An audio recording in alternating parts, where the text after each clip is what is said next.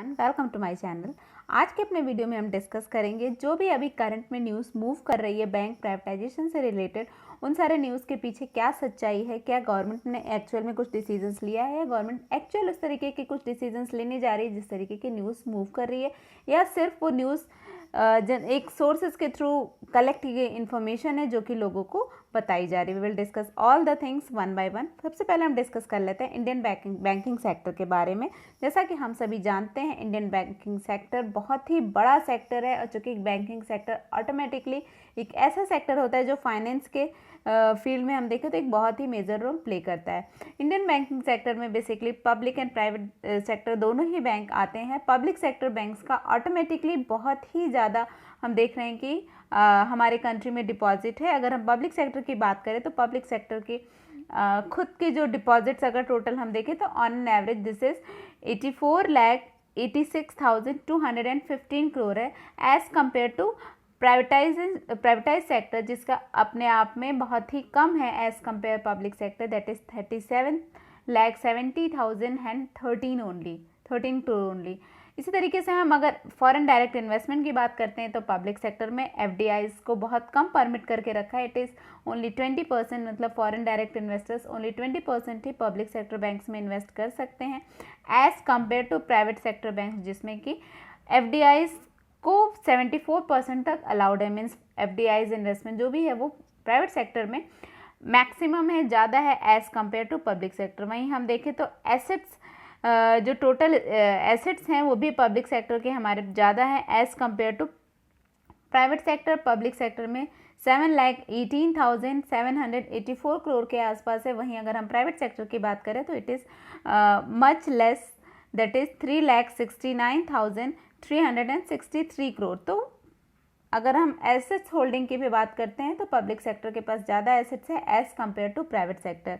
वहीं हम Indian public sector banking की बात करें तो अभी के टाइम में हमारे पास 12 पब्लिक सेक्टर बैंक्स हैं, 22 प्राइवेट सेक्टर्स बैंक एंड उसके अलावा भी बहुत सारे छोटे छोटे कोऑपरेटिव एंड अदर बैंक्स भी हमारे कंट्री में अवेलेबल हैं। तो चूँकि हम ऑन एन एवरेज देखें तो पब्लिक सेक्टर बैंक्स ऐसी बैंक्स हैं जो कि हमारे कंट्री में फाइनेंशियल सेक्टर्स में बहुत मेजर रोल प्ले करते हैं, बहुत अच्छे एसेट्स को होल्ड करते हैं और बहुत बड़ा मार्केट भी कवर करके रखे रहते हैं। और अल्टीमेटली जो पब्लिक सेक्टर बैंक्स हैं they are ultimately providing services to the common people of the country, जो कि जिनको कि एक्चुअल में बैंकिंग सर्विसेज की नीड होती है, ये उनको भी सर्विसेज प्रोवाइड करते हैं। स्टिल गवर्नमेंट का डिसीजन है, गवर्नमेंट लेने जा रही है इस तरीके के स्टेप कि कुछ बैंक्स को प्राइवेटाइज किया जाए, मतलब कुछ बैंक्स की होल्डिंग्स को प्राइवेट हैंड में दे दिया जाए। तो उसके पीछे गवर्नमेंट का क्या रीज़न है? चूँकि गवर्नमेंट ये बताना चाह रही है कि privatization is important to economy and scale up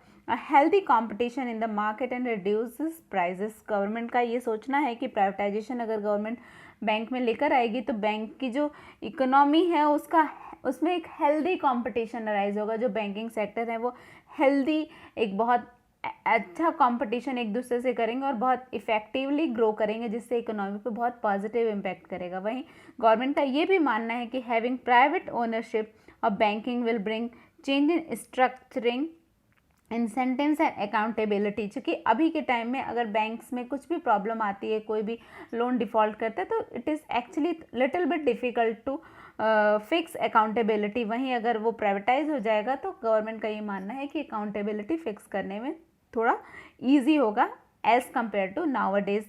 next, government का क्या सोचना है प्राइवेटाइजेशन को लेके? Main purpose behind the plan of privatization of PSU is to stall future bail out by using tax payers money. Basically government ये चाह रही है कि फ्यूचर में बहुत अच्छे सिचुएशन में बैंकिंग को सपोर्ट करे, बैंकिंग को डेवलप करे, इसके कारण भी गवर्नमेंट प्राइवेटाइजेशन के लिए मूव कर रही है।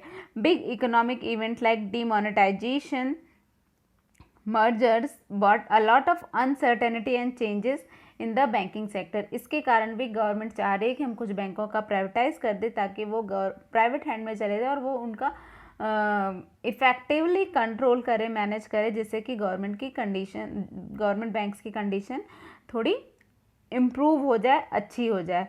बट प्राइवेटाइजेशन चूँकि एक बहुत ही बड़ा मेजर इशू है और बैंक्स को प्राइवेटाइज करना मीन्स जो नेशनलाइज बैंक्स हैं जिसमें गवर्नमेंट के ज़्यादा शेयर होल्डिंग है उसको प्राइवेट हैंड में देना ऑटोमेटिकली एक बहुत ही बड़ा टास्क है, क्योंकि गवर्नेंस इशू इसमें बहुत ज़्यादा आ रही है। देख रहे हैं कि PSBs as an instrument for social justice, जिस भी कंट्री में पीएसबी एक सोशल जस्टिस के इंस्ट्रूमेंट की तरह काम करते हैं, वहाँ पे अगर बैंक्स को प्राइवेटाइज कर दिया जा रहा है तो हम कह सकते हैं कि एक बहुत ही मेजर जो एसेट है, मेजर इंस्ट्रूमेंट आप कह सकते हैं हैंड में है हमारे आम जनता के, वो हम प्राइवेट हैंड में देने जा रहे हैं। और ये हमारे कंट्री का एक बहुत मेजर आप कह सकते हैं इशू है कि जो भी पब्लिक सेक्टर बैंक्स हैं उस पर आम जनता जो जनरल पीपल है उनका बहुत ज़्यादा ट्रस्ट है, जो कि प्राइवेट सेक्टर बैंक्स पे नहीं बन पा रहा है। तो इस ट्रस्ट को भी बनाना, इस ट्रस्ट को बैंक के प्राइवेटाइजेशन के बाद कंटिन्यू करना ऑटोमेटिकली एक बहुत बड़ा टास्क होगा।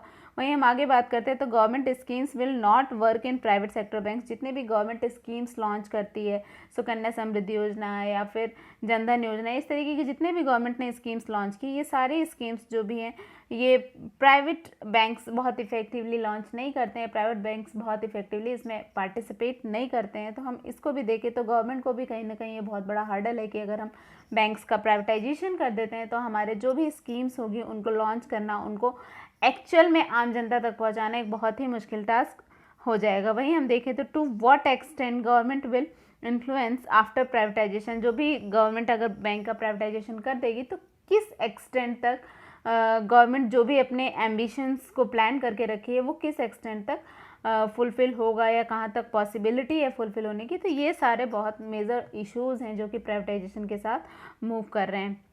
गवर्नमेंट ने एक न्यू पब्लिक सेक्टर एंटरप्राइज की पॉलिसी लाई है जिसमें गवर्नमेंट ने जितने भी एंटरप्राइजेस हैं उनको स्ट्रैटेजिक एंड नॉन स्ट्रैटेजिक दो पार्ट्स में डिवाइड किया है। स्ट्रैटेजिक में atomic energy, space, defence, telecom, power, petrol, coal, other mineral and banking, insurance and financial sector को भी इसी के अंदर क्लासिफाई किया है।